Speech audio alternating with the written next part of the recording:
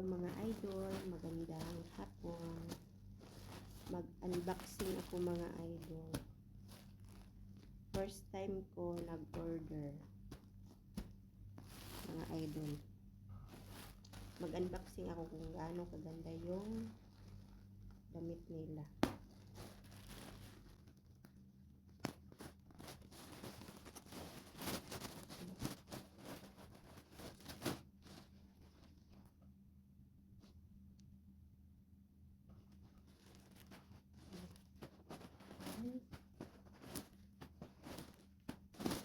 Mga idol, mga t-shirt.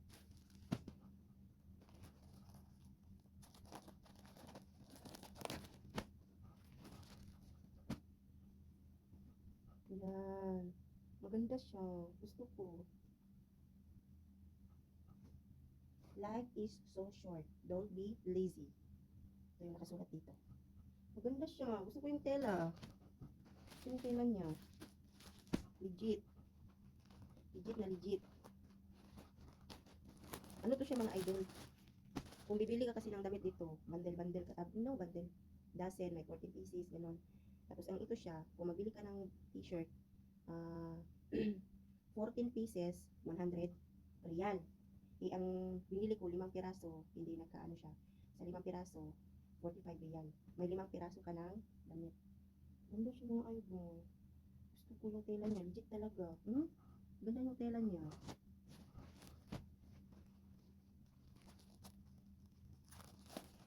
Maganda kasi mamili sa mga idol kasi yung mga pasalubong, pag-uwi Pinas, ganun ba? Yung itim. Oh, legit talaga siya, yung tela niya.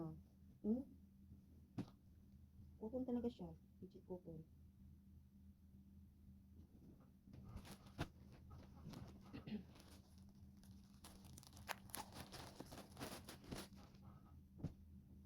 Yan, blue. Diba? Large na to mga idol. Large.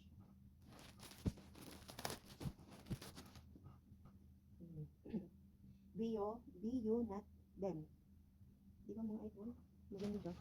Tapos, namahan tayo siya ng shorts. Yung hanggang dito na shorts. Pwede din ito pang lalaki. Ano to siya? 4 na piraso, 50 real. Diba mga idol? Diba? Ang ganda niya. Legit talaga siya. Nag-try lang ako mag-order mga idol ba? Okay ba?